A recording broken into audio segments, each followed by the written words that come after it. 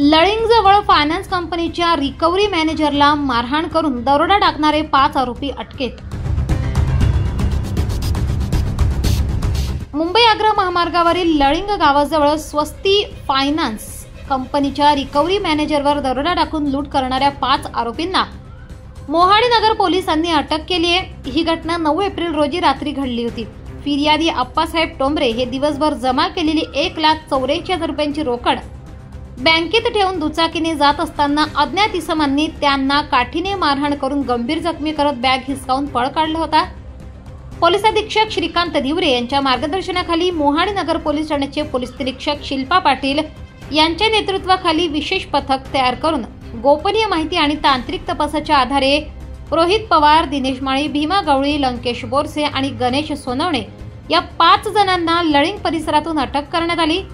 त्यांच्याकडून 25,000 रुपये रोख रक्कम जप्त करण्यात आली।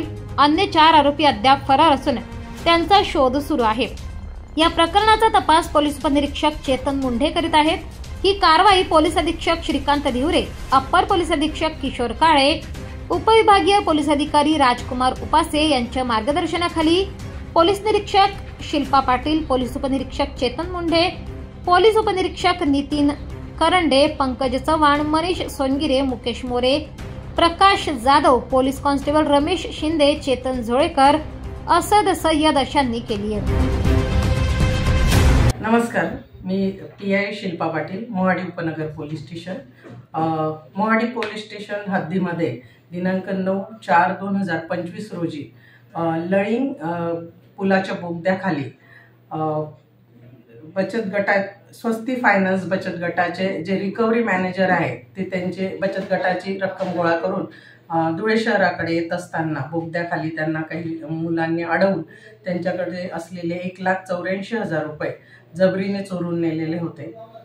या फिर्यादीवरून आपण मोहाडी उपनगर पोलीस स्टेशनला गुन्हा दाखल करण्यात आलेला होता।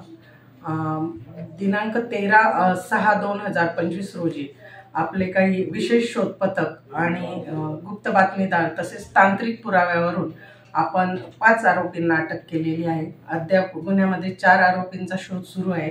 अटक आरोपितांकडून आपण 25,000चा मुद्देमाल हस्तगत केलेला आहे। बाकी आरोपी मिळाल्यानंतर उर्वरित रक्कम प्राप्त केली जाईल। 24 लाईव्ह महाराष्ट्र न्यूज साठी जितेंद्र गुरव, साक्री, धुळे।